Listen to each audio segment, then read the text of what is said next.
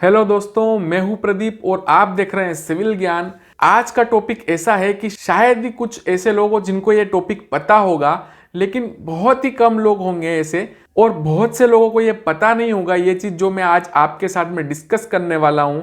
तो आज हम समझने वाले हैं कि जो नंबरिंग सिस्टम होता है कलवर्ट्स का और ब्रिजेस का, वो कैसे होता है। आप देखते होंगे हाईवे पे जब जाते होंगे, बने बनाए हाईवे पे, तो आप लोग देखते होंगे कि साइड में या तो एक स्टोन लगा हुआ रहता है, या जो क्रैश बैरियर रहता है, क्रैश बैरियर के ऊपर मतलब क्रैश बैरियर के साइड फेस पे एक नंबर लिखा हुआ होता है। तो वो एक स्ट्रक्चर नंबर लिखा हुआ होता है। तो उसको डिसाइड करने का क्राइटेरिया क्या है, ये बहुत से कम लोग जानते हैं, या ना के बराबर लोग जानते होंगे, क्योंकि जो साइट पे काम करने वाले लोग हैं उनको इससे कोई मतलब रहता नहीं है। हमको बस कंस्ट्रक्शन से मतलब रहता है, हमको पूरी एग्जीक्यूशन से मतलब रहता है और कुछ नहीं, या फाइनल स्टेज तक हम लोग कुछ नहीं करते हैं, क्योंकि या तो किसी का किसी और प्रोजेक्ट में ट्रांसफर हो जाता है, या फिर वो कभी उस वर्क को देखता ही नहीं है, उसके ऊपर वो कोई वर्क छोड़े नहीं जाता है। जब पेंटिंग की जाती है तब उसको ये जिम्मा दिया जाता है, उसके साथ में एक सुपरवाइजर होता है, उसको ये जिम्मा दिया जाता है कि वो इस काम को कंप्लीट करे। तो इसीलिए ये बहुत सारे लोगों को पता नहीं होता है।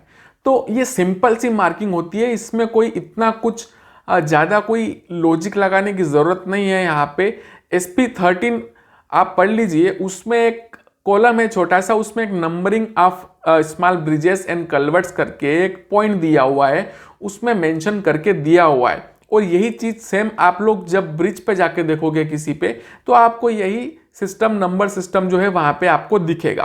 तो ये कुछ इस तरीके से होता है कि फॉर एग्जाम्पल मैं लेता हूँ कि 231/2, ठीक है, ये मैंने एक नंबर लिया। तो इसका मतलब क्या हुआ कि second structure in 231st chainage, ठीक है। तो ये इसका मतलब होता है, मतलब 230 से 231 जो हमारा चेनेज है उसके बीच में कोई सेकंड नंबर का स्ट्रक्चर है, उसकी अगर आपको मार्किंग करनी है, उसका एक अगर आपको नंबर डिसाइड करना है, तो वो कैसे करेंगे, वो 231/2, क्योंकि वो होता है सेकंड नंबर का स्ट्रक्चर, और 230 से लेके और 231 के जो हमारा चेनेज है उसके बीच में होता है, इसलिए इसको 231/2 इंडिकेट करते हैं।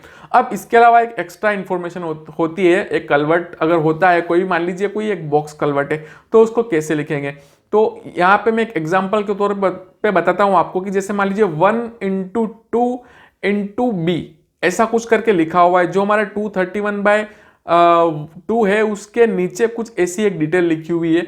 तो उसका मतलब क्या होगा, तो उसका मतलब होता है कि 1 स्पान ऑफ 2 मीटर, ठीक है। 1 × 2 मतलब 1 स्पान ऑफ 2 मीटर, और वो फिर क्या है, ऑफ बॉक्स कलवर्ट, ठीक है, ये इसका मतलब होता है, ठीक है। अब वैसे ही अगर स्लैब कलवर्ट होगा तो वहां पे S लिखा हुआ आ जाएगा, अगर वहीं पे ये पाइप कलवर्ट होगा तो वहां पे P लिखा हुआ आएगा, वैसे ही अगर ये आर्क ब्रिज होगा तो A लिखा हुआ आएगा। ऐसा ही कुछ एक नोमेनक्लेचर होता है, और उसके हिसाब से नंबरिंग सिस्टम यहाँ पे डिसाइड किया जाता है। तो ये सिंपल सा नंबरिंग सिस्टम है, और इसी तरीके से नंबरिंग सिस्टम जो है वर्क करता है, ठीक है।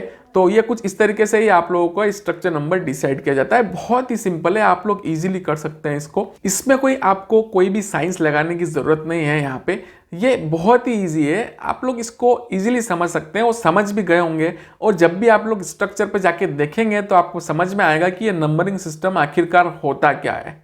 तो इस तरीके से नंबरिंग सिस्टम काम करता है। तो वीडियो समझ में आया तो लाइक ज़रूर कीजिए और सब्सक्राइब ज़रूर कीजिए। सब्सक्राइब का बैनर आपके सामने दिख रहा है, उसको सब्सक्राइब जरूर कीजिए, और उसके सामने जो बेल आइकन है उसको ज़रूर दबा दीजिए, और शेयर ज़रूर कीजिए अपने दोस्तों के साथ में। तो इसी के साथ में इस वीडियो को ख़त्म करते हैं, अगले वीडियो में फिर से मिलेंगे। नमस्कार।